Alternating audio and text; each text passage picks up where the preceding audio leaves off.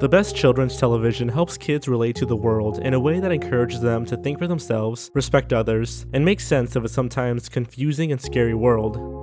And when this last part isn't handled properly, it can have the opposite effect.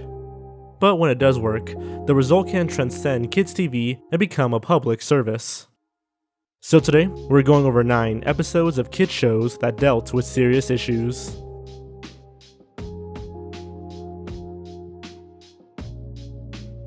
Hey Arnold touches on parental favoritism and school bullies.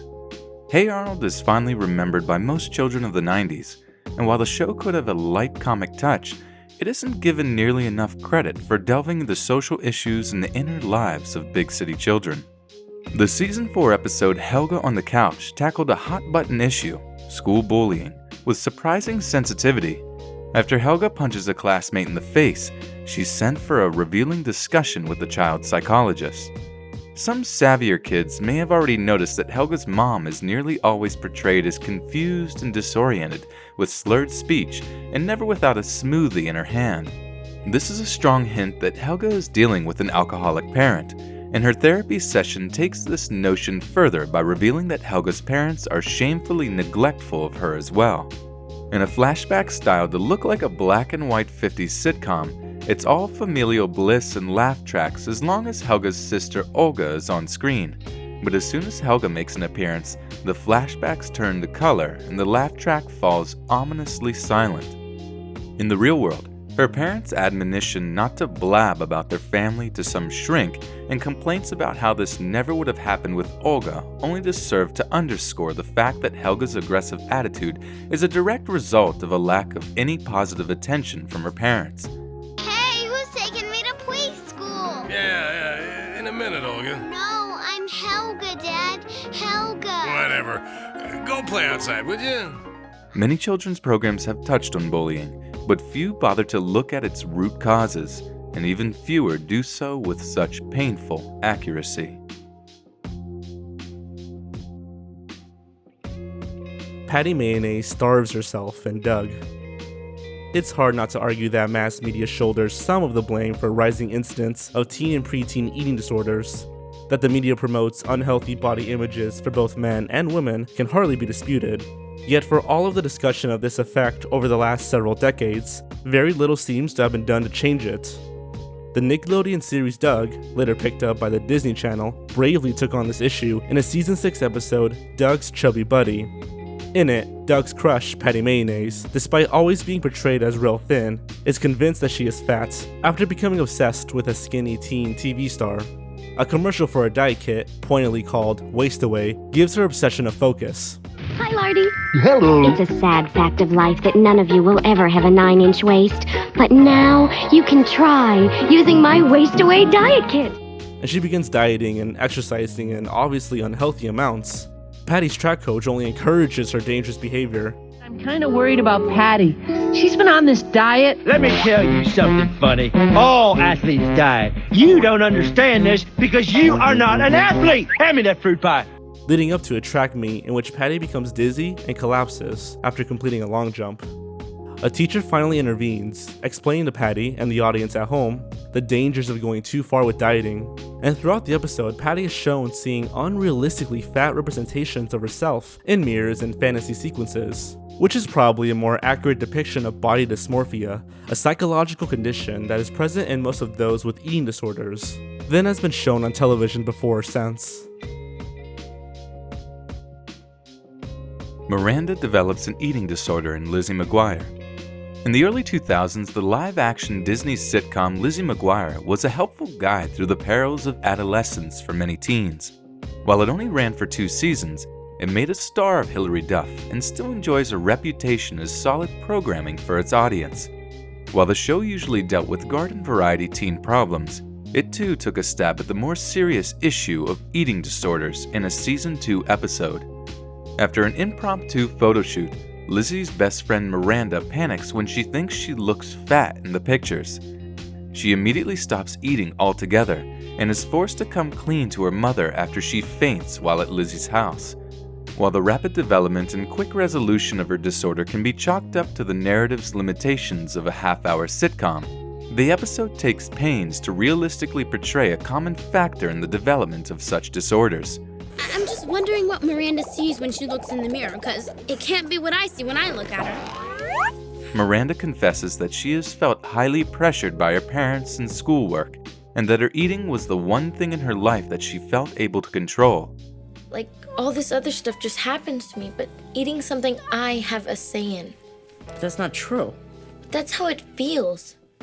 A sentiment that many watching at home were undoubtedly able to relate to. Raven experiences racial discrimination in That's So Raven. The Disney Channel sitcom That's So Raven, starring Cosby protege Raven-Symoné, was simply your standard teen comedy, if not for the fact that its title character had psychic abilities for some reason.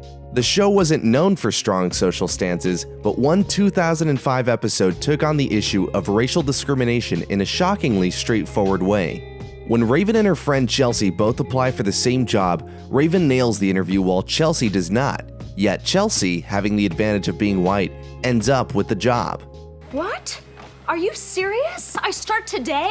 You guys, I got the job! That's what I'm talking about! Okay, Jess, okay. Wait, no, ask her about me.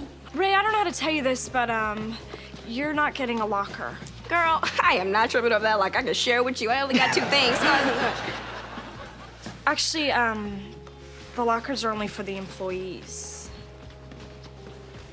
Are you saying that I didn't get the job? Yeah, I'm sorry, Ray. Oh, I thought you aced that interview, Ray. Yeah, I thought so too. I did everything perfectly. There's gotta be some reason why you didn't get that job. The truth is, I don't hire black people. When Raven has one of her psychic visions of the manager saying that she doesn't hire black people, the teens devise a plan to catch her saying this on tape, passing the footage off to a news station and giving racism its just desserts. I said, the truth is, I don't hire black people. And there you have it. Shocking evidence of job discrimination right here in San Francisco. While the audience watching may have learned a lesson or two, Raven-Symoné herself unfortunately did not. While hosting on daytime talk show The View in 2015, Raven herself said, to paraphrase, that she would not hire an applicant with stereotypically black-sounding name. That may sound bad, but the direct quote is even worse. Raven said, quote, "I'm very discriminatory against the words like the ones they were saying in those names. I'm not going to hire you if your name is Watermelondria. That's just not going to happen. I'm not going to hire you." Ouch. Amazingly, this did not result in her firing from the show, but she did leave on her own a year later. Captain Planet teaches kids about AIDS. Are you telling me I've got AIDS? No, Todd. You tested positive for the HIV virus, and that leads to AIDS, but you don't have AIDS. In the late 1980s and early 90s, before the advent of the internet, there was far more bad information about HIV and AIDS than good, due in large part to a presidential administration that failed to address or even mention the crisis publicly until it was far too late. AIDS went from an outbreak to a full-blown epidemic in an alarmingly short time. Of the few TV shows that dared to tackle the subject at all, beloved cartoon Captain Planet and the Planeteers perhaps did it the most directly. In the 1992 episode A Formula for Hate, regular villain Verminous Scum discovers that a local basketball player, Todd Andrews, is HIV positive after stealing his medical records. He begins spreading posters all over town spreading rumors that Todd has AIDS, hoping to cause enough fear and panic to hasten the spread of the virus so he can take over the world. Todd flees to an island and gets stuck there, but is rescued by, of course, Captain Planet and the Planeteers. May I have your attention, please?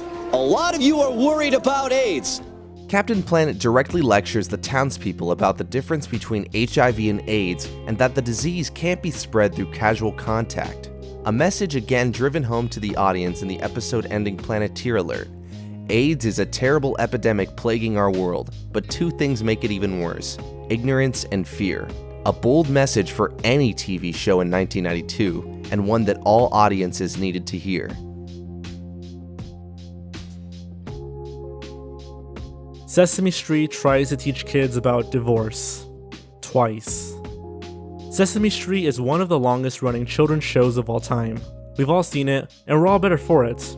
It's one of the few that has enjoyed the deep involvement of early childhood educators for its incredibly long run. It's tackled the toughest of topics: childbirth, natural disasters, and even death. Big Bird, don't you remember we told you? Mr. Hooper died. He's dead. Oh, yeah, I remember. Well, I'll give it to him when he comes back. Big Bird, Mr. Hooper's not coming back. Why not? Big Bird, when people die, they don't come back. Ever? No, never. Why not? Well, Big Bird, they're dead. They can't come back. But despite its sensitive and gentle handling of the topic, a 1992 episode that was meant to help kids understand the concept of divorce was never aired. Written by the same writer who had taken on the subject of Mr. Hooper's death, Snuffy's Parents Get a Divorce was the result of a years-long desire of the show's writers to present the subject. Statistics at the time showed that 40% of American children had been affected by divorce, and for years it was a question of when, not if, the episode would be made. Unfortunately, test screenings of the completed episode were a total disaster. Their young audiences were confused and scared, and despite the substantial investment of time and money, the episode was trashed. Sesame Street would try again in 2012, in a segment that appeared only as part of a multimedia package for parents and children on the show's website. Titled Little Children, Big Challenges, Divorce, the episode simply features Abby Cadabby sharing her feelings about her parents being divorced, with friends Gordon, Rosita, and Elmo. Two big distinctions. The 2012 episode was only seen by kids whose parents sought it out, and the divorce of Abby's parents was presented as a past event, while poor Snuffy was still in the middle of the situation in the unaired episode. Mrs. McGrady is diagnosed with cancer in Arthur. Arthur's assortment of anthropomorphic animals who are somehow just like every kid you've ever knew is a mainstay in any home with small children. It's known to take on some pretty sensitive topics, but perhaps its biggest risk was the 2009 episode, The Great McGrady. In it, the beloved cafeteria cook Mrs. McGrady doesn't show up for work one day, replaced by her nephew, who was a terrible cook. After a week of inedible food, Mrs. Ratburn tells the kids that they'll have to put up with it for a while, as Mrs. McGrady is undergoing treatment for cancer. Mrs. McGrady is sick. She has cancer. Her sister's coming to stay with her to help her out. What? What? Cancer? Cancer? Mrs. McGrady? The good news is they caught it early, and her doctors are working very hard to make her better.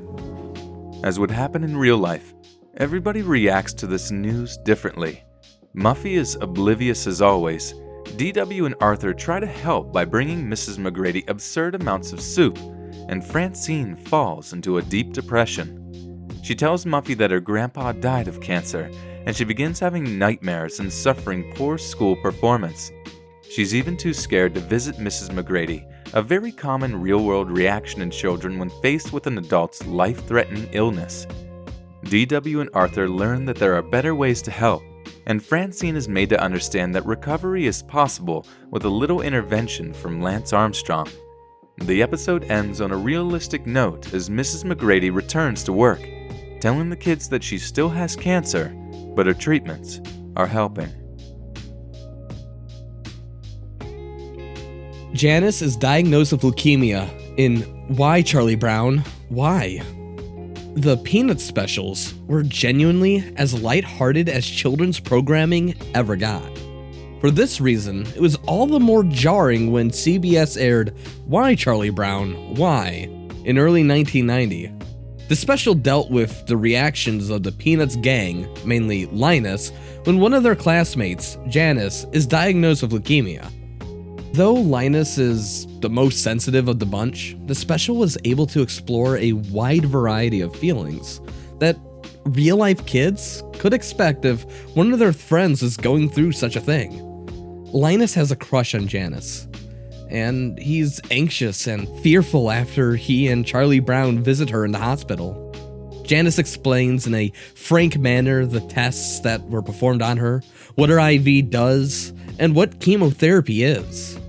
Well, it wasn't just the fever. I have cancer. Cancer? That sounds scary.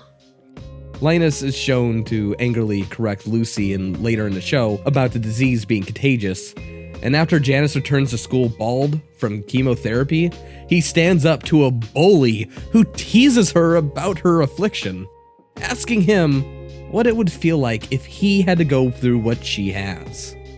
Would you like to go through what she's gone through? Think about it! Or don't you ever think about anything? Linus later tries to visit her at home, but she's in the hospital again, allowing her sisters to vent about how they feel left out since Janice has been sick. A very real reaction that a lot of kids would feel in similar situations. The special ends on a positive note as Janice returns to school with a full head of hair, indicating that the treatment worked and she recovered. This was the first time an animated series has ever addressed the topic of cancer directly. And while it may have seemed like a giant risk, critics and audiences generally agreed that it was handled amazingly. Honestly, I think this could be an all-time classic, and I highly recommend that you watch it the moment you can. Zoom helps children deal with 9/11 just 10 days after 9/11. With its constantly changing and ever-relatable cast, Zoom had a long tradition of helping kids relate to each other despite their differences. This was perhaps never more important than in the aftermath of September 11th, 2001. And to the producer's credit, they knew it. Zoom, America's Kids Respond, aired on PBS just 10 days after the attacks, at a time when most Americans, kids included, were dealing with an unprecedented level of psychological stress.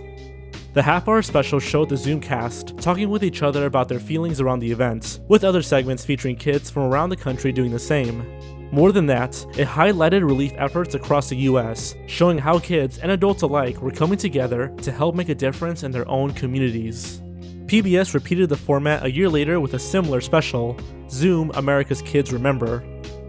A recurring theme expressed by the cast members in this special had to do with acts of kindness and sense of togetherness that they had felt in the immediate aftermath of the attacks, and the fear that a year later, these were starting to fade. Maybe if more adult programming were as thoughtful and genuine, the US would be a better place for all of us today.